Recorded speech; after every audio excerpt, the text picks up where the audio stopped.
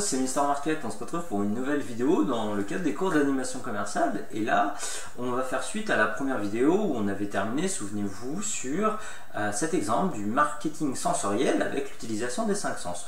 On va aujourd'hui présenter dans ces cours de merchandising le mobilier, puisqu'en fait le mobilier est l'une des points forts les plus importants pour une entreprise. Comment mettre en valeur ses produits, faire du fonctionnel et de l'attractif en même temps, et surtout comment réussir à susciter un achat d'impulsion.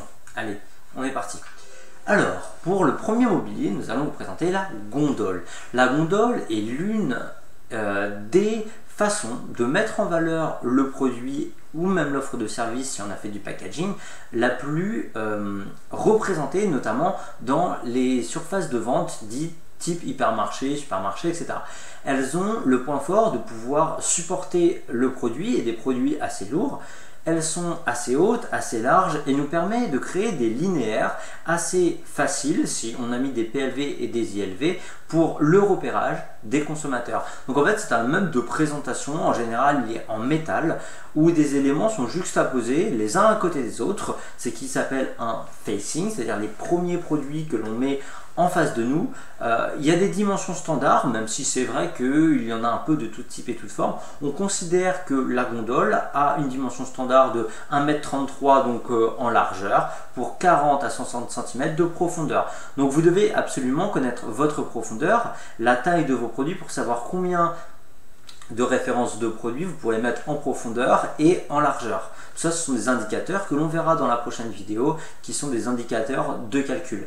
Dans certains rayons, l'utilisation donc des gondoles hautes, en fait c'est des gondoles qui sont très hautes, ça donne un effet de masse, notamment pour les boissons. En général, elles sont toujours beaucoup plus hautes et on a un travail différent des gondoles traditionnelles, notamment au niveau des hauteurs. On verra dans le prochain cours que chacune des hauteurs a sa signification. De 1,80 m, le chapeau, à bas du pied, à milieu des yeux, et le changement de gondole change la technique de merchandising que vous allez avoir par rapport à certains types de produits. Et on a à l'inverse des gondoles hautes ce que l'on appelle des gondoles basses. C'est une impression en fait que l'offre elle est beaucoup plus accessible, elle est plus claire. En général on met des produits de beauté, des choses un petit peu très tape à l'œil et en général un petit peu plus priceless. Ensuite, on va aller vers le deuxième mobilier qu'on appelle le comptoir. Donc le comptoir, en fait, il est ici, vous voyez. Ce sont des produits qui ont en général une forte valeur ajoutée. On peut trouver des bijoux, on peut trouver des parfums, on peut trouver de l'or. En général, ce sont des produits qui sont très chers, qui font une grosse marge et qui sont sujets souvent à des vols, à des tentatives de vol. Et en fait, on les protège avec des vitrines, des cadenas, un agent en général qui est posté pas loin, ainsi qu'une vendeuse qui est normalement apprêtée à ce rayon, qui a une connaissance parfaite des produits qu'elle vend et qui a un discours de vente bien rodé. Ce qui est un petit peu dommage, c'est qu'on suscite extrêmement le marketing sensoriel de la vue, parce que là la vue est très sollicitée, hein. On a bien l'impression que le produit est mis en valeur, notamment avec le jeu des lumières et de la sonorité, mais par contre on enlève cet aspect un petit peu touchy que vous pouvez avoir sur les produits qui aident le consommateur à se projeter à travers ce processus de décision un petit peu compliqué aujourd'hui dans les Super U.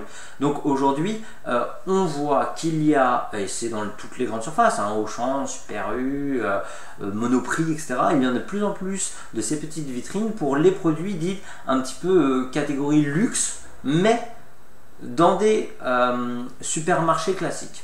Donc ça c'était pour le comptoir. Ensuite ce qu'on appelle la bergerie. Alors la bergerie ce sont des comptoirs un petit peu, c'est pour ça qu'on les met sur la même diapo, mais ils ont comme principe d'être en rectangle et un vendeur alloué et qui connaît extrêmement bien le secteur, les produits et les prix, qui a une bonne connaissance du marché, d'être au milieu de ce rectangle et qui permet de conseiller les consommateurs qui sont autour. Alors ça a plusieurs avantages.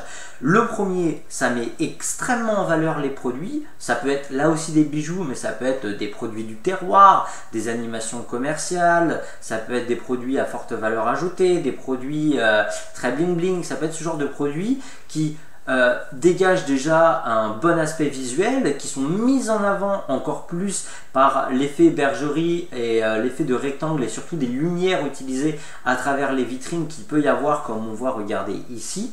C'est utilisé dans les rayons où on a vraiment besoin de vente conseil en fait. La vente conseil, c'est quand vous êtes dans une posture de vente où le consommateur est face à vous et il a besoin de conseils, comme son nom, sur les produits parce qu'il ne sait pas vers quel produit il doit se tourner pour assouvir son besoin. En fait, c'est ce qui est le plus près de ce qu'on appelle les shops classiques type vêtements, etc. En fait, c'est un mélange entre ce que l'on retrouve dans la grande distribution avec l'avantage de la vente conseil que l'on peut trouver dans une entreprise de prêt-à-porter, dans une entreprise de bijoux, dans une entreprise de parfums, etc., etc. Alors, ce que vous devez retenir pour les comptoirs, on y met souvent les produits sujets à vol, qui ont besoin de conseils et qui ont besoin d'être mis en avant à travers un merchandising de séduction, on en reparlera plus tard, vraiment très poussé. Suite à ce mobilier type comptoir, on va retrouver encore deux types, qui est le mobilier réfrigéré et le vrac. Alors, le mobilier réfrigéré, comme son nom l'indique, il est utilisé pour contenir tous les produits frais. Alors, en général, il est en plusieurs parties.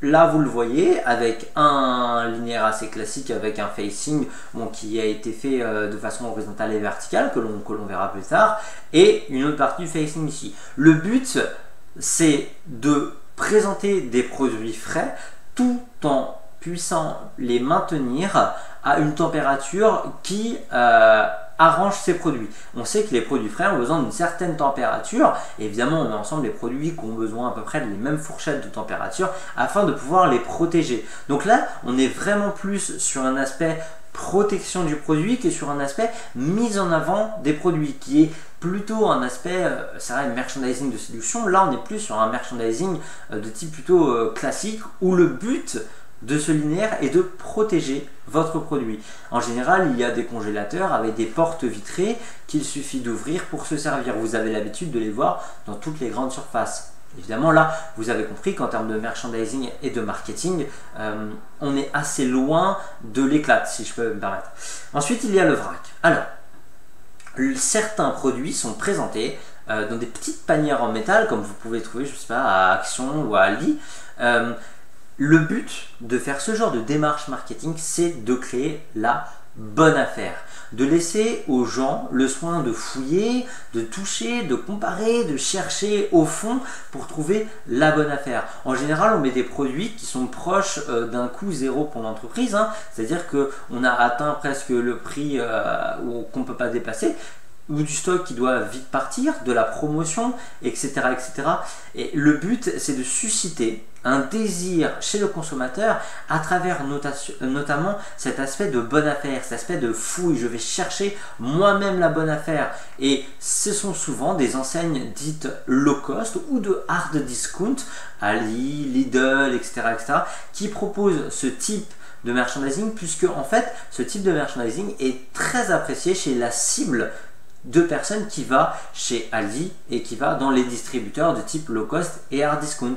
Généralement, on est sur des produits en fin de série, à prix bas, qu'il faut que ça parte, et on peut même retrouver dans des bacs plusieurs produits qui n'ont rien à voir les uns avec les autres. On peut retrouver des jouets avec des chaussettes, avec d'autres types de première nécessité. Le but, c'est vraiment que le consommateur s'implique en cherchant, en fouillant, et il trouve à travers cette implication une notion de plaisir. C'est vraiment ça le plus important.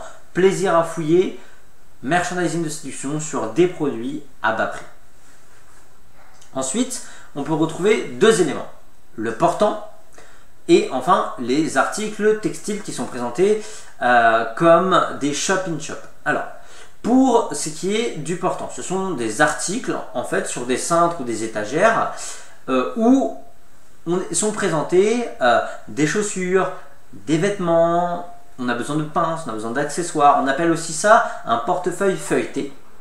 C'est-à-dire que c'est en portefeuille feuilleté, c'est comme ça, comme ça, comme ça, comme ça. Vous pouvez trier les vêtements sur des cintres. Le but est de, un petit peu comme cette notion de vrac, de permettre au consommateur de fouiller pour essayer de chercher sa taille, chercher sa bonne affaire. Je vous montre un exemple. Hop, voilà, c'est à ça que ça ressemble, important.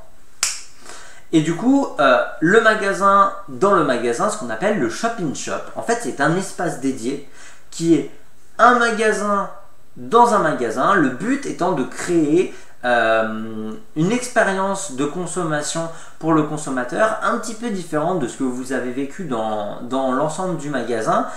Le but, et on parle ici de corner, et ça se fait de plus en plus parce qu'en fait à travers ces corners on réussit à créer ce qu'on appelle des univers. C'est-à-dire que le consommateur a l'impression que de rentrer dans cette zone, il va vivre une expérience de consommation un petit peu différente. Si vous ne voyez pas ce que c'est, c'est tout simplement ça. Hop. Vous voyez que là, sur ce truc à Darty, un petit peu bizarre, on a l'impression de rentrer dans un autre espace, un autre univers, dans un magasin, c'est-à-dire un corner spécifique pour un type de produit dans un autre magasin. Et ça se fait beaucoup parce que c'est très tendance de trier et segmenter les magasins par univers et par corner. Alors on peut retrouver des animations comme ça, on peut retrouver des coiffeurs dans des grandes surfaces. Le but est de créer de la diversité et surtout d'attirer la curiosité et la sympathie du consommateur.